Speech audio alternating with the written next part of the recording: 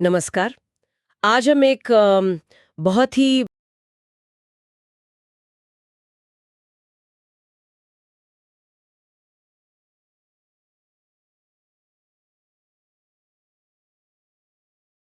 नमस्कार।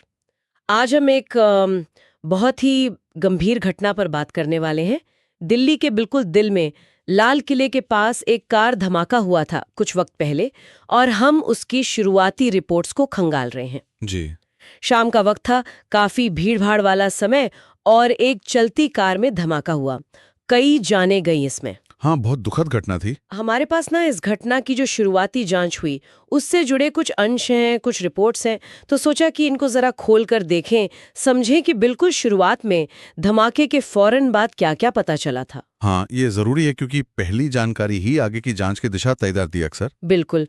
तो हमारा मकसद यही है कि इन शुरुआती रिपोर्टों के आधार पर जो मुख्य तथ्य हैं, जैसे टाइम क्या था, जगह कौन सी थी, कितने लोग हताहत हुए, वो गाड़ी कौन सी थी, इन सबको साफ-साफ समझें। और शायद ये भी कि इन तथ्यों के मायने क्या हो सकते हैं उस वक्त। हाँ, बिल्कुल।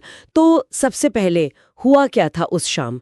इन स्रोतों के हिसाब से शाम के लगभग 6:52 का टाइम था। जी, मतलब पीक आवर कह सकते हैं एक तरह से। हाँ, बिल्कुल। और जगह थी लाल किले के पास, फोर्ट मेट्रो स्टेशन का गेट नंबर 1 है, जी। उसके नजदीक एक हुंडई i20 कार थी, चलती हुई, जिसमें जोरदार धमाका हुआ। और रिपोर्ट्स में ये भी था कि धमाका काफी शक्तिशाली था। हाँ, इतना कि आसपास जो दूसरी गाड़ियां खड़ी थीं उनके भी शीशे वगैरह टूट गए, उनको भी नुकसान पहुंचा।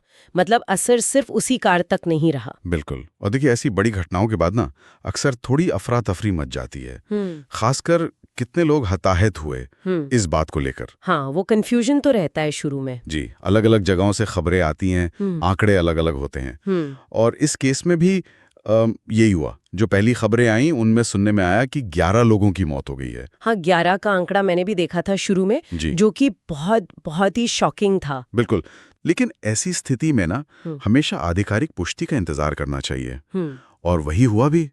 धमाके के करीब मान लीजिए 3 घंटे बाद, रात 9:45 के आसपास, जी। गृह मंत्री श्री अमित शाह जी का एक बयान आया। उन्होंने कंफर्म किया कि इस हादसे में 8 लोगों की दुखद मौत हुई है। 8 मौतें।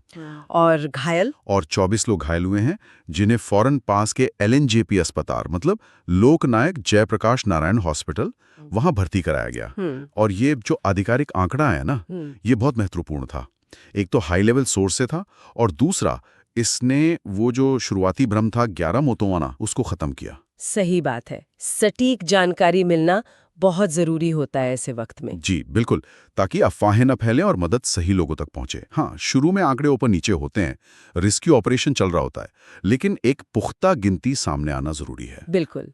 अच्छा, अब उस कार पर आते हैं जिसमें धमाका हुआ, वो i20 कार। उसके बारे में क्या पता चला शुरू में?